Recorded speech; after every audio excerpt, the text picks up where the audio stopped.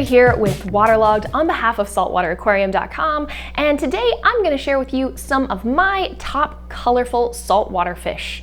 Now, if you are new to the hobby, if you've ever met anybody that's just getting into the hobby, you've probably heard them say, I'm going to go with saltwater as opposed to freshwater because saltwater fish are more colorful. Now, that's not always true. There are some colorful freshwater fish, but in the case of today's fish that I've got to share with you, they definitely are more colorful. Now, when I first think of colorful fish, rasses as a group are the first fish that come to mind. There's a ton of gorgeous colorful rasses. You can get them in a bunch of different colors and different patterns, but one of the first ones that pops in my head is going to be the six-lined wrasse. It's a fairly small wrasse. It does good in a lot of different tanks, and if you look closely at a lot of the details, you're going to see a ton of color. And it's pretty affordable too. However, the femininis wrasse or the tamarin wrasse, not so affordable as the six-line wrasse, but it is another wrasse that is gorgeous and has those vibrant colors and those patterns that transition into one another. Next is going to be the solar wrasse or the solarensis wrasse. Now, I really just love this one. It's got blocks of bright, beautiful colors, and something interesting about it is that in the fall of 2021, it was actually reclassified, and its new scientific name is Sihalabrius aquamarinus. And the reason for that is when it was under a different light, the males have this beautiful aquamarine color on them. So those changes might not have been made across the board when you look at your local retailers and your online sellers, but look for that change coming up. Now, the last group of rasses that I want to talk to you about is the leopard rasses.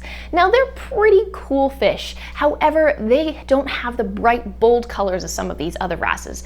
When it comes to the leopard wrasse, you want to make sure that you look at their detailed, intricate patterns, and that's where you're going to see all of that color.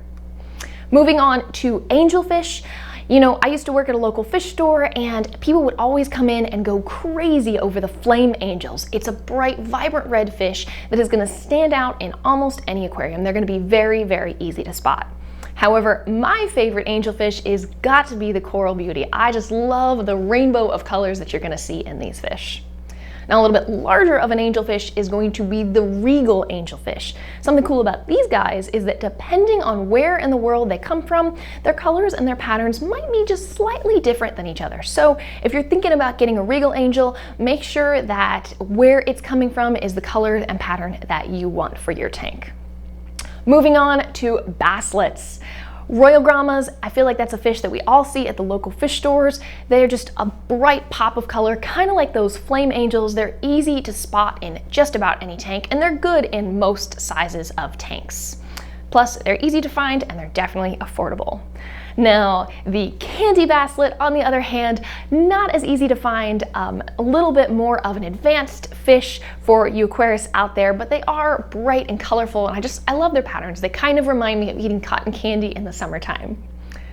Next is going to be our jawfish. I couldn't make this video without including a jawfish, and the blue spot jawfish, the name says it all. They have those bright blue spots and the yellow patterns on their head, and if the colors don't do it for you, their personalities definitely will.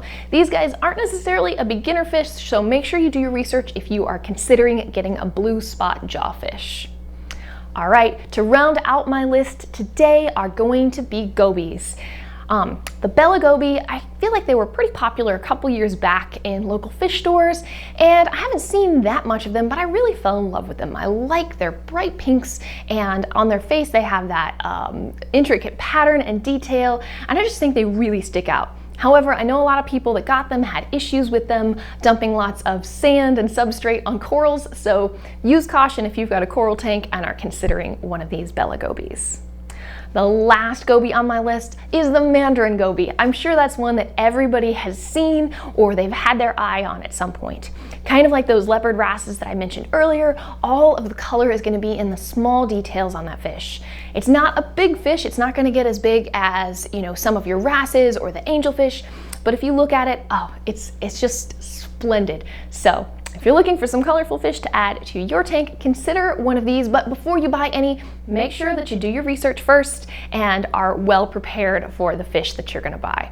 I'm curious to know, did I include your fish on this list of colorful saltwater fish?